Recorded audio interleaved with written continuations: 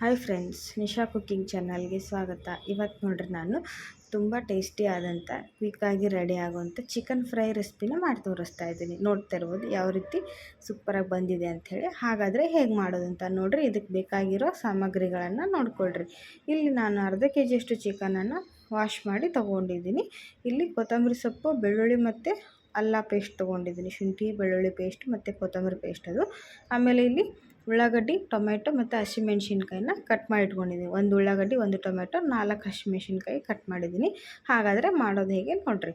ಇಲ್ಲಿ ಕಡಾಯಿ ಬಿಸಿ ಮಾಡಿಬಿಟ್ಟು ಇದಕ್ಕೆ ಒಂದು 3 ಸ್ಪೂನಷ್ಟು ಎಣ್ಣೆ ಹಾಕಿರಿ.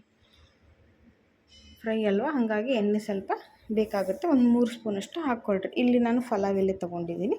ಇದನ್ನು ಎಣ್ಣೆಲಿ ಹಾಕಿ, ಎಣ್ಣೆ ಬಿಸಿಯಾಗಿದೆ ಇವಾಗ. ಪಲಾವ್ ಎಲೆನ ಹಾಕಿ ಫ್ರೈ ಮಾಡಿಕೊಡ್ರಿ, ಅಂದರೆ ಅದ್ರ ಫ್ಲೇವರ್ ಚೆನ್ನಾಗಿ ಕೊಡುತ್ತೆ. ಈಗ ಕಟ್ ಮಾಡ್ಕೊಂಡಂಥ ಹಸಿಮೆಣ್ಸಿನ್ಕಾಯಿ, ಬೆಳ್ಳುಳ್ಳಿ ಹಾಕಿ ಚೆನ್ನಾಗಿ ಈ ಥರ ಫ್ರೈ ಮಾಡಿಕೊಡ್ರಿ. ಅದು ಕೂಡ ಕೆಂಪಗಾಗಿ ಫ್ರೈ ಆಗಲಿ. ಇವಾಗ ಇದಕ್ಕೆ ಹೆಚ್ಚಿಟ್ಕೊಂಡಂಥ ಟೊಮೆಟೊನ ಹಾಕಿಬಿಟ್ಟು ಟೊಮೆಟೊ ಕೂಡ ಸರಿಯಾಗಿ ಫ್ರೈ ಆಗೋವರೆಗೂ ಬಿಟ್ಬಿಡಿ. ಇವಾಗ ನೋಡಿರಿ, ಟೊಮೆಟೊ, ಉಳ್ಳಾಗಡ್ಡಿ, ಮೆಣಸಿನ್ಕಾಯಿ ಸರಿಯಾಗಿ ಫ್ರೈ ಆದಮೇಲೆ ನಾವು ವಾಶ್ ಮಾಡಿ ಇಟ್ಕೊಂಡಂಥ ಚಿಕನನ್ನು ಇದಕ್ಕೆ ಹಾಕಿ ಅದನ್ನು ಕೂಡ ಸರಿಯಾಗಿ ಫ್ರೈ ಮಾಡೋಣ. ಅದು ಎಣ್ಣೆಯಲ್ಲಿ ಚೆನ್ನಾಗಿ ಫ್ರೈ ಆಗಲಿ. ಇವಾಗ ಇದಕ್ಕೆ ಕಟ್ ಮಾಡಿ ಇಟ್ಕೊಂಡಂಥ ಪುದೀನ ಸೊಪ್ಪು ಮತ್ತು ಕೊತ್ತಂಬರಿ ಸೊಪ್ಪನ್ನು ಹಾಕಬೇಕು.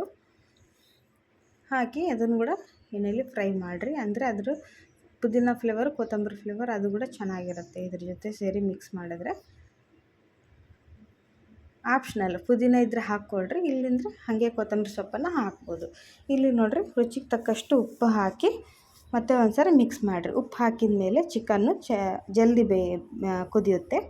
ಈಗ ಈಗ 1 ಸ್ಪೂನು ಅರಿಶಿನ ಪುಡಿ ಹಾಕಿ ಅದನ್ನು ಕೂಡ ಸರಿಯಾಗಿ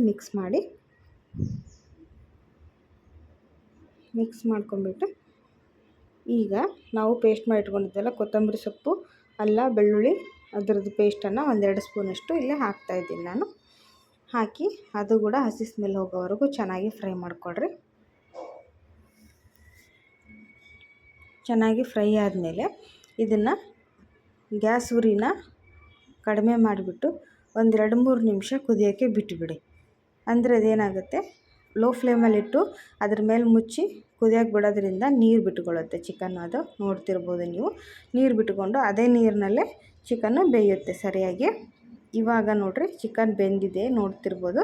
ನಾವು ಮುಚ್ಚಿಟ್ಟಿದ್ವಲ್ಲ, ಅವಾಗ ನೀರು ಇದ್ದಿದ್ದಿಲ್ಲ. ಕುದ್ದ ಮೇಲೆ ತಾನೇ ನೀರು ಬಿಟ್ಟು ಚೆನ್ನಾಗಿ ಕುದಿಯುತ್ತೆ ಚಿಕನ್ನು. ಇಲ್ಲಿ ನಾನು ಧನಿಯಾ ಪುಡಿ, ಗರಂ ಮಸಾಲ ಮತ್ತು ಚಿಕನ್ ಮಸಾಲಾನ ಹಾಕಿದ್ದೀನಿ. ನಾನು ತೋರಿಸಿದ್ದೀನಿ ನಿಮಗೆ. ಗರಂ ಮಸಾಲ, ಧನಿಯಾ ಪುಡಿ ಮತ್ತು ಚಿಕನ್ ಮಸಾಲ ಅದು. ಇಲ್ಲಿ ಸ್ವಲ್ಪ ಕಸ್ತೂರಿ ಮೇಥಿ ಹಾಕಿದ್ದೀನಿ. ಆಮೇಲೆ ಈಗ ನಾವು ಖಾರದ ಪುಡಿ ಹಾಕೋಣ. ಚಿಕನ್ ಎಲ್ಲ ಸರಿಯಾಗಿ ಬೆಂದಮೇಲೆ ಮಸಾಲೆ ಮತ್ತು ಖಾರದ ಪುಡಿ ಹಾಕಿರಿ, ಅಂದರೆ ಅದು ಬೇಯೋಕ್ಕೆ ಇದಾಗಲ್ಲ. ಇಲ್ಲಾಂದರೆ ಮೊದಲೇ ಹಾಕಿಬಿಟ್ರೆ ತಳ ಹಿಡಿಯುತ್ತೆ ಅದು. ಹಾಗಾಗಿ ಫಸ್ಟು ಚಿಕನ್ನೆಲ್ಲ ಬೇಯಿಸ್ಕೊಂಬಿಟ್ಟು ಲಾಸ್ಟಿಗೆ ಮಸಾಲೆ ಮತ್ತು ಕೊತ್ತಂಬರಿ ಸೊಪ್ಪು ಮತ್ತು ಖಾರದ ಪುಡಿ ಹಾಕಿ ಒಂದು ಸರಿ ಮಿಕ್ಸ್ ಮಾಡಿ ಇನ್ನೊಂದೆರಡು ನಿಮಿಷ ಸಿಮ್ಮಲ್ಲಿ ಇಟ್ಬಿಟ್ಟು ಬೇಯಿಸಿದರೆ ಚಿಕನ್ನು ರೆಡಿ ಆಗುತ್ತೆ ಫ್ರೈ. ಇವಾಗ ಮತ್ತು ಮುಚ್ಚಳ ಮುಚ್ಚಿಬಿಟ್ಟು ಒಂದು 2-3 ನಿಮಿಷ ಬಿಟ್ಬಿಟ್ರೆ ಚಿಕನ್ ಫ್ರೈ ರೆಸಿಪಿ ರೆಡಿ ಆಯಿತು ಫ್ರೆಂಡ್ಸ್. ನೋಡ್ತಿರ್ಬೋದು ಯಾವ ರೀತಿ ರೆಡಿಯಾಗಿದೆ ಅಂತೇಳಿ. ಚಿಕನ್ ಕೂಡ ಸಾಫ್ಟಾಗಿ ಬೆಂದಿದೆ ನೋಡ್ತಿರ್ಬೋದು ನೀವು. ಎಣ್ಣೆ ಎಲ್ಲ ಬಿಟ್ಕೊಂಡ್ಬಿಟ್ಟಿದೆ, ಚೆನ್ನಾಗಿ ರೆಡಿಯಾಗಿದೆ. ಈ ರೆಸಿಪಿ ನಿಮಗೆ ಇಷ್ಟ ಆದರೆ ಫ್ರೆಂಡ್ಸ್, ನಮ್ಮ ನಿಶಾ ಕುಕ್ಕಿಂಗ್ ಚಾನಲ್ಗೆ ಸಬ್ಸ್ಕ್ರೈಬ್ ಮಾಡಿರಿ. ಇದೇ ರೀತಿ ಒಳ್ಳೆ ರೆಸಿಪಿಗಳು ಬೇಕಂದರೆ ನಮ್ಮ ನಿಶಾ ಕುಕ್ಕಿಂಗ್ನಲ್ಲಿ ಸರ್ಚ್ ಮಾಡಿ ನೋಡಿರಿ. ಇಷ್ಟ ಆದರೆ ನಿಮ್ಮ ಫ್ಯಾಮಿಲಿ ಫ್ರೆಂಡ್ಸ್ ಜೊತೆ ಶೇರ್ ಮಾಡ್ಕೊಳ್ರಿ. ನೋಡಿರಿ ಯಾವ ರೀತಿ ಯಮ್ಮಿಯಾಗಿ ಬಂದಿದೆ ಅಂತ ಹೇಳಿ. ನೋಡಿದ್ರೇ ಬಾಯಲ್ಲಿ ನೀರು ಬರುತ್ತೆ, ಅಷ್ಟು ಚೆನ್ನಾಗಿ ಚಿಕನ್ ಬಂದಿದೆ. ತುಂಬ ಕಡಿಮೆ ಇಂಗ್ರೀಡಿಯೆಂಟ್ಸಲ್ಲಿ ಮನೇಲಿ ಇರುವಂಥ ಸಾಮಗ್ರಿಗಳನ್ನು ಬಳಸಿ ಕ್ವಿಕ್ಕಾಗಿ ಹೇಗೆ ಮಾಡ್ಕೊಳ್ಳೋದು ಅಂತ ನೋಡಿದ್ರಿ ಅಲ್ವಾ. ಇಷ್ಟ ಆದರೆ ಲೈಕ್